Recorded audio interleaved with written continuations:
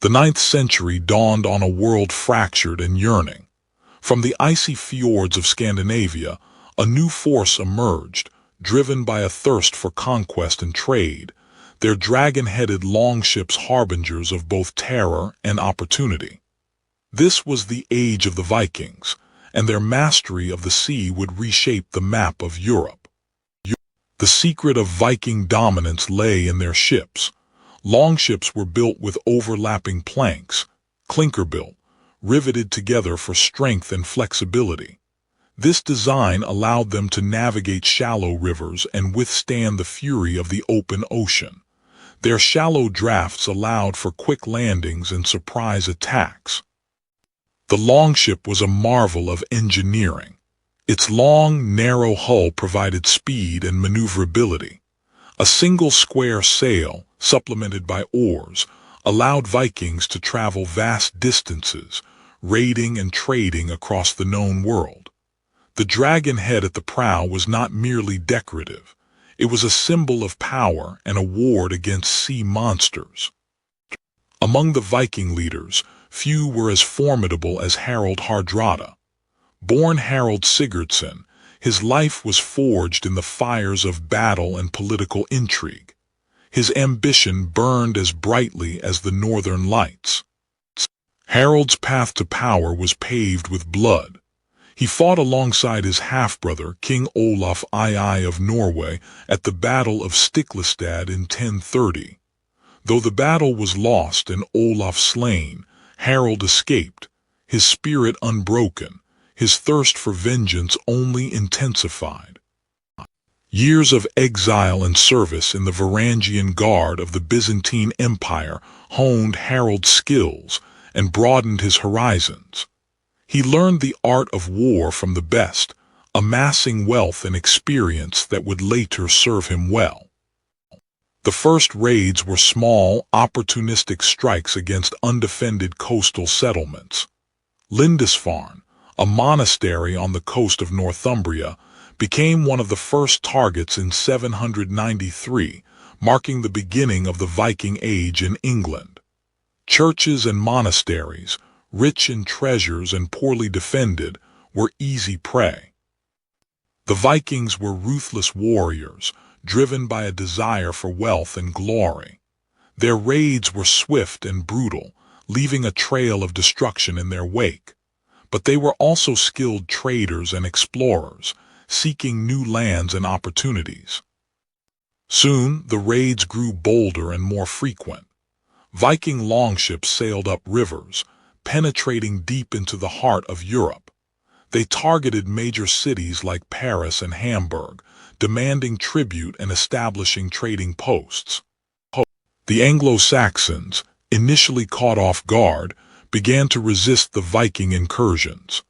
Naval battles became increasingly common as both sides vied for control of the coastal waters. The fate of England hung in the balance. Harold, now a seasoned warrior and a cunning strategist, set his sights on the throne of Norway. But his ambitions extended far beyond his homeland. He dreamed of forging a vast Viking empire, stretching across the North Sea and beyond. The dragon ships of the north sailed on, carrying their fierce warriors and their insatiable ambition. The struggle for maritime supremacy had begun, and the Vikings were determined to be the masters of the medieval seas.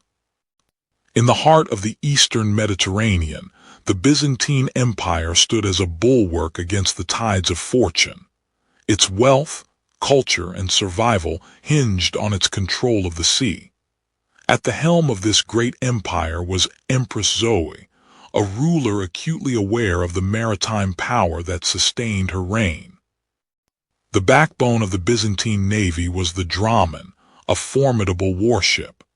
Powered by both sail and oar, it was a swift and maneuverable vessel, perfectly suited for the turbulent waters of the eastern Mediterranean.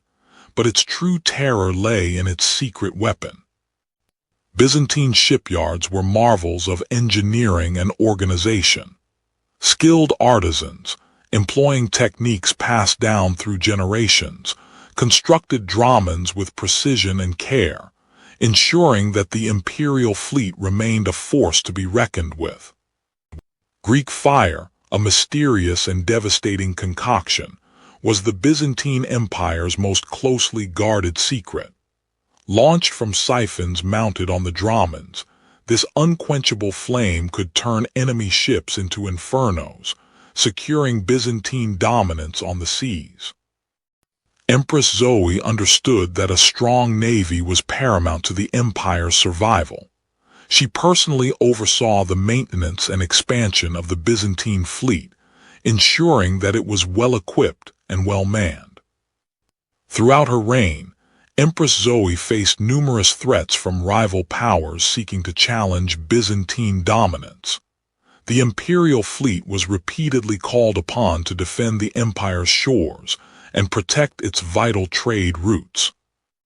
Constantinople, the heart of the Byzantine Empire, was strategically located at the crossroads of Europe and Asia. Control of the Bosphorus Strait was essential for maintaining the flow of trade and defending the city from attack. Constantinople's formidable sea walls, coupled with the might of the Byzantine fleet, had successfully repelled countless sieges. The city's defenses were a testament to the empire's engineering prowess and its unwavering commitment to survival. Byzantine naval tactics were honed over centuries of warfare. Boarding enemy ships was a common practice, with heavily armored sailors engaging in fierce close-quarters combat. Victories at sea brought wealth and prestige to the Byzantine Empire.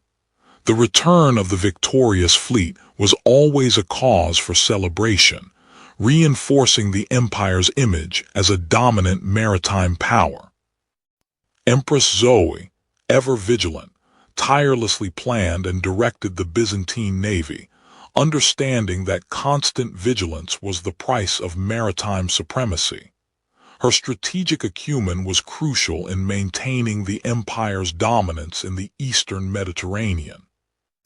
Under Empress Zoe's watchful gaze, the Byzantine fleet stood as a shield, protecting the empire's wealth, culture, and very existence. It was a force to be reckoned with, a symbol of Byzantine power that resonated throughout the medieval world. In the sun-drenched lands of Al-Andalus, the Caliphate of Cordoba rose to prominence, its coffers overflowing with the riches of trade. Yet, this prosperity was vulnerable, exposed to the whims of the sea and the avarice of rival powers. The Caliphate understood that controlling the sea was essential to maintaining its power. Andalusian shipwrights, drawing on knowledge from across the Mediterranean, crafted formidable vessels. Their ships, characterized by lateen sails, were swift and maneuverable, ideal for both trade and warfare. These ships were designed not only to carry cargo but also to project power, armed with catapults and ballistae. To safeguard the Caliphate's maritime interests, Admiral Ahmed ibn Omar al-Muwallad, a seasoned commander known for his strategic acumen and unwavering loyalty, was appointed. His mission was clear: to secure the trade routes, protect the coasts, and project the Caliphate's authority across the western Mediterranean. The tranquility of the seas was often shattered by the clash of arms. Andalusian ships frequently clashed with Christian naval forces from the northern Iberian kingdoms and Italian city-states, each vying for control of vital trade routes and strategic ports. Admiral Ahmed, ever vigilant, meticulously planned his campaigns. He understood the importance of knowing the currents, the winds, and the enemy's strengths and weaknesses. His flagship, the Tariq, was a symbol of Andalusian naval might. Andalusian naval tactics favored boarding actions. Skilled swordsmen and archers would overwhelm enemy crews in close-quarters combat, turning enemy ships into prizes for the Caliphate. Protecting merchant convoys was paramount. Admiral Ahmed ensured that Andalusian traders could safely navigate the seas, carrying goods between North Africa, Iberia, and the wider Mediterranean world. This secure trade was the lifeblood of the caliphate. Victories at sea brought not only wealth but also captives. Admiral Ahmed, while a fierce warrior, adhered to a code of conduct, ensuring that prisoners were treated with respect, a stark contrast to the often brutal practices of the time.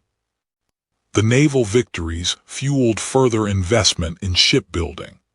Andalusian shipyards buzzed with activity, constantly striving to improve their designs and build ever more powerful warships. Admiral Ahmed understood that naval power alone was not enough. He forged alliances with Berber chieftains along the North African coast, securing strategic ports and ensuring the caliphate's dominance over key sea lanes. Under Admiral Ahmed's leadership, the Andalusian Caliphate extended its reach, asserting control over strategic islands like the Balearics, further solidifying its maritime supremacy in the western Mediterranean. Thanks to the vision of its leaders and the prowess of its sailors, the Andalusian Caliphate transformed itself into a formidable maritime power. Its control over the western Mediterranean ensured its economic prosperity and its political influence for generations to come. But the sea is ever-changing, and new challengers would soon emerge to contest their dominance. The longships, once solely instruments of raid and plunder, began to carve new paths, not just of destruction but of commerce. Harold Hardrada, ever the opportunist, recognized the changing tides. Eastward, the Vikings followed the rivers of Rus, establishing trade routes that reached deep into the lands of the Slavs and beyond, connecting the Baltic Sea to the Black Sea and the riches of the Orient. Harold, ever watchful, understood the subtle shift in power. Trade brought wealth, and wealth, in turn, could fuel armies and secure his kingdom's future. The coastal communities, once easy prey for Viking raiders, found themselves increasingly engaging in a precarious dance of trade and diplomacy, offering goods and services in exchange for peace. The longships themselves evolved, becoming more versatile, adapting to the dual roles of war and commerce. Harold invested in improved designs, ensuring his fleet remained the most formidable in the north.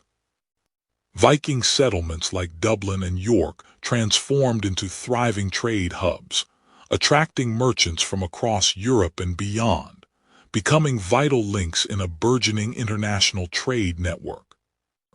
To secure these trade routes, Harold established fortified settlements and deployed warriors to protect merchants from bandits and rival factions, ensuring a safe passage for goods. Harold engaged in diplomatic negotiations with neighboring kingdoms, forging alliances and establishing trade agreements that benefited both parties, securing his place on the European stage. The expansion of Viking trade networks was not without its challenges. Navigating treacherous waters and dealing with hostile forces required courage and skill. The influx of wealth from trade spurred innovation in Viking craftsmanship, leading to the development of new tools, weapons, and shipbuilding techniques. Harold, standing upon the crest of his achievements, watched as his kingdom flourished, transforming from a land of raiders into a center of trade and power. The Vikings, once feared as ruthless invaders, had woven themselves into the very fabric of medieval Europe, their longships etching a new chapter in the history of maritime power, one of trade, exploration, and enduring legacy. The Eastern Mediterranean, a cradle of civilization, pulsed with the lifeblood of trade. Constantinople, the jewel of the Byzantine Empire, stood at its heart, a nexus where East met West, and fortunes were made and lost with every passing ship. Caravans from the east unloaded their treasures, their goods destined for the markets of Europe. Ships from Alexandria and Antioch poured into the Golden Horn, their holds laden with grain, papyrus, and the wealth of distant lands. The city thrived, its prosperity built upon the waves. But the sea was not always peaceful. From the south, the Andalusian Caliphate cast a long shadow, their ambitions reaching across the waters. Admiral Ahmed ibn Omar al-Muwallad, a seasoned commander, harbored desires to challenge Byzantine dominance, seeking to secure trade routes for Cordoba. The clash came swift and brutal. Byzantine dromons, armed with the terrifying secret weapon of Greek fire, met the Arab fleets in the Aegean. The sea became a cauldron of fire and steel, the screams of men mingling with the roar of flames. Empress Zoe understood the stakes. Control of the sea lanes meant control of the empire's destiny. She poured resources into the navy, strengthening the dromons, training the crews, and forging alliances with those who shared her interests. Diplomacy became as crucial as naval power. The Byzantines skillfully played rival factions against each other, securing favorable trade agreements with the Venetians and other Italian city-states, bolstering their economic strength and securing their loyalty. Even the Vikings, led by Harold Hardrada, found their way into the eastern Mediterranean, their longships venturing south in search of wealth and adventure. Their presence added another layer of complexity to the already volatile region. The Byzantines knew that vigilance was paramount. Their network of spies and informants kept them abreast of Arab movements, allowing them to anticipate attacks and deploy their forces strategically. Admiral Ahmed, however, was not easily deterred. He knew the Byzantine defenses well and sought to exploit any weakness. His fleet launched a series of raids on Byzantine coastal settlements, testing their resolve and probing their defenses. The Byzantines responded swiftly, their watchtowers signaling the approach of the Arab fleet, alerting the coastal garrisons and summoning reinforcements from Constantinople. The final confrontation took place within sight of Constantinople's walls. The Byzantines, fighting to defend their home, unleashed the full fury of their navy, their Greek fire wreaking havoc on the Arab ships. The battle raged for hours, the fate of the empire hanging in the balance. In the end, the Byzantines prevailed. The Arab fleet, battered and broken, retreated back to the south. Empress Zoe, standing on the battlements of Constantinople, watched them go, knowing that the struggle for maritime supremacy in the eastern Mediterranean was far from over. The sea remained a highway of commerce, but also a battleground where empires clashed and fortunes were won and lost. The Andalusian Caliphate, under the watchful gaze of Cordoba, had transformed Almeria into a maritime hub, a testament to their naval ambitions. Admiral Ahmed ibn Omar al-Muwallad, a shrewd and seasoned commander, understood the vital role his fleet played in connecting the disparate shores of North Africa and Iberia, ensuring the free flow of commerce and culture. Almeria throbbed with activity. Ships from across the Mediterranean unloaded their cargo, silks from the east, spices from the Orient, timber from North Africa, and slaves from Eastern Europe. This maritime exchange fueled the economy of Al-Andalus, fostering a vibrant culture and solidifying its position as a center of trade and learning. But prosperity attracted envy. The Christian kingdoms to the north, emboldened by their own growing strength, began to eye the wealth of Al-Andalus. Admiral Ahmed knew that the defense of this maritime network rested upon his shoulders and the strength of his fleet. Under Ahmed's command, the Andalusian fleet underwent rigorous training. Sailors honed their skills in sword fighting and archery, mastering the art of naval combat. The ships themselves, sturdy and swift, were designed for both trade and war, reflecting the duality of their mission. The Christian fleets, eager to disrupt Andalusian trade routes and expand their own influence, began to probe the caliphate's defenses. Small skirmishes erupted along the coast, testing the resolve of both sides. Admiral Ahmed, anticipating the inevitable clash, rallied his forces. He knew that control of the western Mediterranean would determine the fate of Al-Andalus.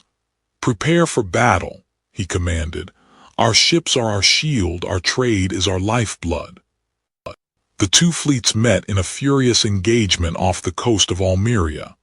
Andalusian ships, nimble and well-manned, clashed with the larger, more heavily armed Christian vessels. The battle raged for hours, the sea stained red with blood. Andalusian tactics emphasized speed and maneuverability. Their ships expertly rammed enemy vessels, disabling them and creating openings for boarding parties. Boarding actions were brutal affairs, a chaotic mix of steel and desperation. Christian knights, heavily armored, faced off against agile Andalusian sailors, each fighting for survival. Admiral Ahmed, from his flagship, directed the battle with unwavering resolve. His tactical acumen and inspirational leadership kept the Andalusian fleet fighting, even as the losses mounted. The battle ended in a Pyrrhic victory for the Andalusians. The Christian fleet was repelled, but at a heavy cost. Many ships were lost, and the Andalusian navy was weakened. Despite the victory, the battle served as a stark reminder of the constant threat facing Al-Andalus. The struggle for control of the western Mediterranean would continue, shaping the destiny of Iberia and North Africa for generations to come. Admiral Ahmed, ever vigilant, knew that the survival of his people depended on the strength of their navy and their unwavering commitment to defending their maritime heritage. The shadow of war loomed over Constantinople.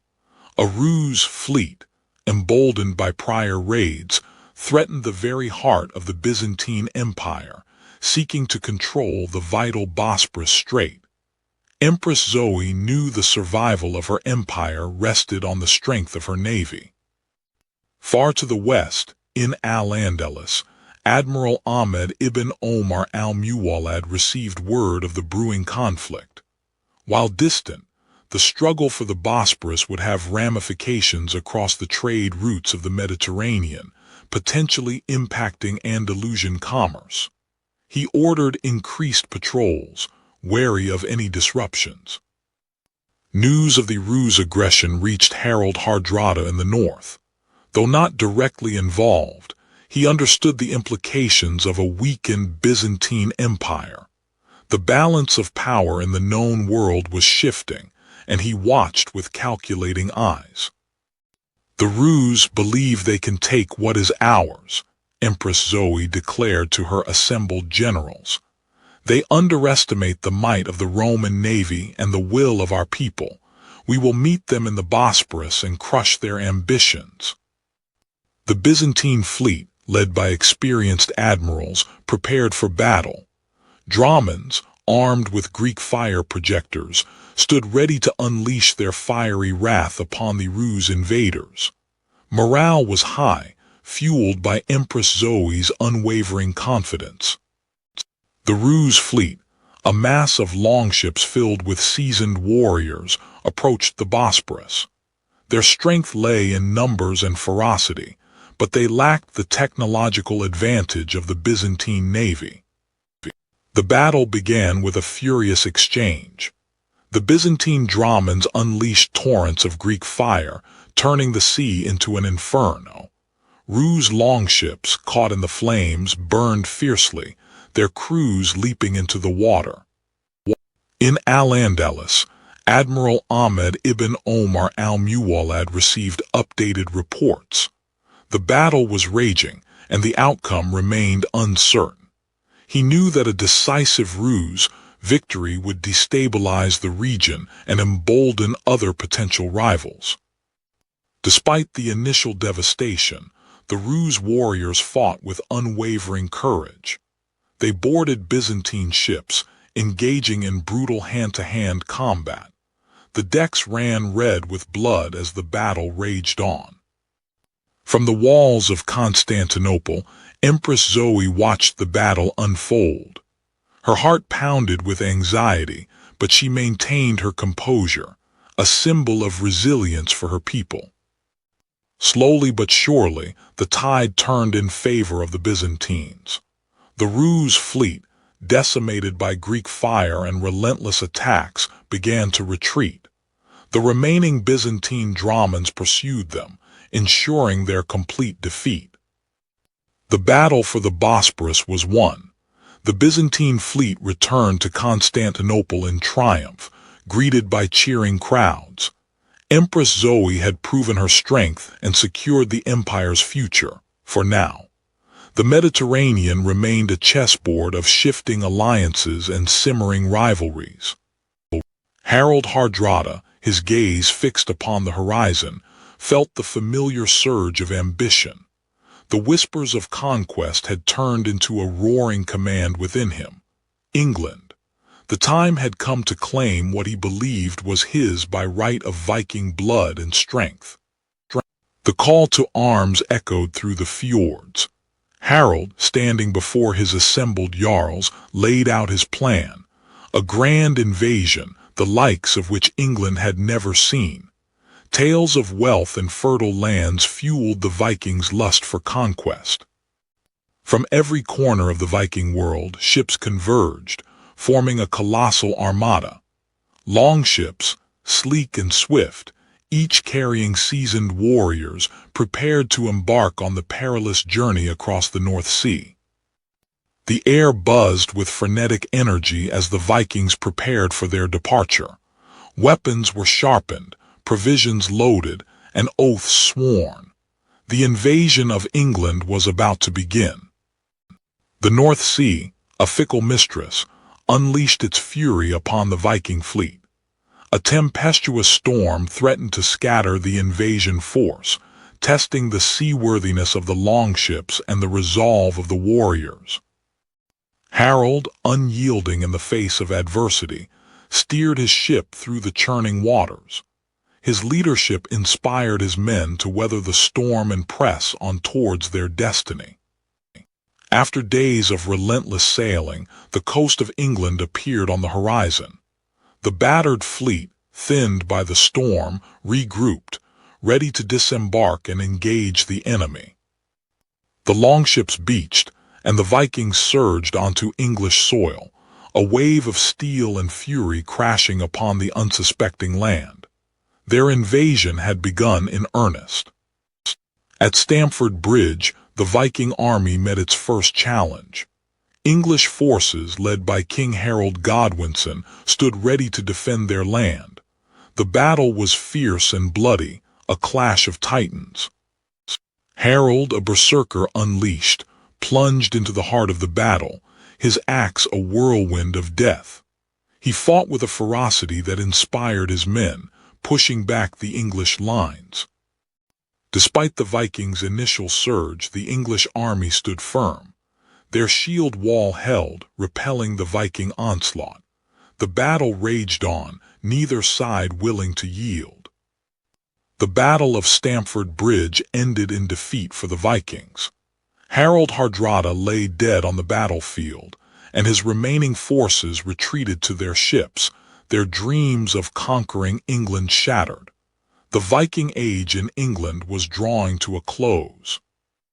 The winds of change, like the North Sea gales, began to buffet the Viking Age. Harald Hardrada, once a terror of the seas, now faced a different kind of storm. One brewed not of wind and wave, but of shifting alliances and fading fortunes. The longships, symbols of Viking power, found fewer harbors open to them. The raids, once bountiful, yielded diminishing returns. Coastal villages, hardened by experience, offered stiffer resistance. The flow of silver, the lifeblood of Viking expansion, began to slow to a trickle. Internal strife, once suppressed by the promise of plunder, erupted into open conflict. Chieftains vied for dwindling resources, turning their longships against each other in bloody feuds that weakened the Viking grip on the seas. In Constantinople, Empress Zoe watched as the tides of fortune turned against the Byzantine Empire. The eastern Mediterranean, once a Byzantine lake, became increasingly contested. The Dromans, though formidable, were stretched thin, patrolling vast distances against growing threats. New enemies arose: Turkish raiders from the east, Norman adventurers from the west, all eager to carve pieces from the Byzantine pie. The once feared Greek fire proved less decisive against nimble, numerous foes. The trade routes, the lifeblood of the empire, suffered. Piracy flourished, and rival powers challenged Byzantine dominance, slowly choking the flow of wealth into Constantinople. In Al-Andalus, Admiral Ahmed ibn Omar al-Muwallad witnessed the gathering storm. The caliphate, once united and powerful, fractured into warring factions, its naval strength diminished by internal conflict. The Christian kingdoms of the north, emboldened by their growing strength, pressed southwards. The once dominant Andalusian fleet found itself increasingly on the defensive. Christian navies, fueled by religious zeal and a thirst for reconquest, challenged their control of the western Mediterranean. The Reconquista gained momentum, eroding Andalusian power both on land and at sea. Key ports fell into Christian hands, further weakening their naval capabilities and trade networks. The decline of Viking naval supremacy marked the end of an era. The longships, once symbols of fear and conquest, faded into legend, their impact etched into the history of Europe. The erosion of Byzantine control presaged a new chapter in the eastern Mediterranean, one where new powers would vie for dominance, forever altering the balance of power. The weakening of Andalusian naval power foreshadowed the eventual collapse of Muslim rule in Iberia, a testament to the crucial role of maritime strength in shaping the course of history. The leviathans of the medieval seas had begun their slow descent, making way for new empires and new strategies in the endless dance of power.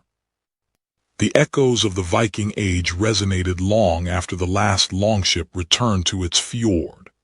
Harald Hardrada's ambition, and that of his predecessors, carved a path of exploration and conquest that reshaped the map of Europe.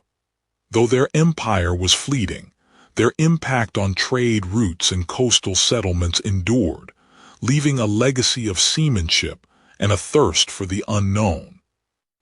The Byzantine Empire, under the shrewd leadership of rulers like Empress Zoe, preserved the traditions of naval power in the East. The Dromans, armed with Greek fire, stood as a testament to their technological prowess, safeguarding vital trade arteries and warding off invaders. The empire's influence on maritime law and naval organization shaped the future of seafaring for centuries to come. From the sun-drenched ports of Al-Andalus, Admiral Ahmed ibn Omar al-Muwallad and his contemporaries established a formidable naval presence. They secured trade routes across the western Mediterranean, fostering economic prosperity and cultural exchange between Europe and North Africa. Their contributions to shipbuilding and naval tactics left a lasting mark on the maritime landscape. The maritime endeavors of these three powers wove a complex web of trade across the medieval world. Viking longships opened routes to the east. Byzantine dromans controlled the flow of goods through the Mediterranean, and Andalusian fleets connected Europe with the riches of Africa and the Middle East. These trade networks spurred economic growth and facilitated the exchange of ideas and technologies. The technological innovations in shipbuilding during this era laid the groundwork for future naval developments. The Vikings' clinker-built hulls provided speed and maneuverability. The Byzantines' Greek fire offered a fearsome offensive weapon, and the Andalusians' advancements in sail design enhanced ship stability and cargo capacity. These advancements transformed naval warfare and maritime commerce. Beyond trade and warfare, the seas served as conduits for cultural exchange. Viking voyages introduced Norse mythology and craftsmanship to new lands. Byzantine merchants spread Greek learning and artistic traditions, and Andalusian scholars transmitted Islamic knowledge and scientific advancements to Europe. This cross-cultural fertilization enriched the intellectual and artistic landscape of the medieval world. Harald Hardrada's saga lived on in the annals of Norse history, immortalized in sagas and poems. His ambition and daring became a source of inspiration for future generations of Vikings, solidifying his place as one of the most legendary figures of the Viking Age. The Byzantine Empire's sophisticated naval organization and technological innovations left an indelible mark on European maritime power. Their strategic doctrines and shipbuilding techniques were studied and emulated by emerging naval powers, shaping the course of naval warfare in the centuries to come. The maritime expertise of Al-Andalus contributed significantly to the development of shipbuilding in the Iberian Peninsula and beyond.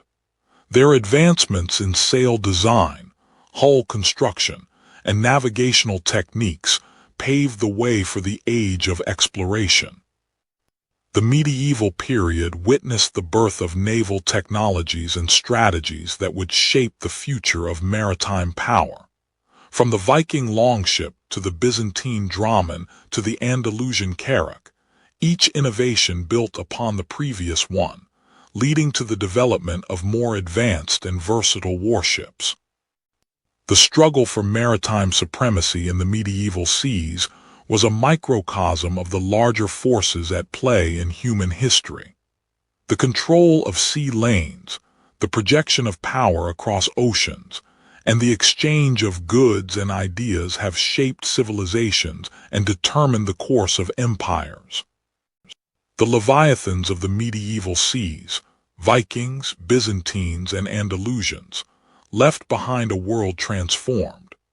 Their struggles, innovations, and legacies continue to resonate, reminding us that the sea is not merely a highway, but a crucible where cultures collide, empires rise and fall, and the destiny of nations is forged.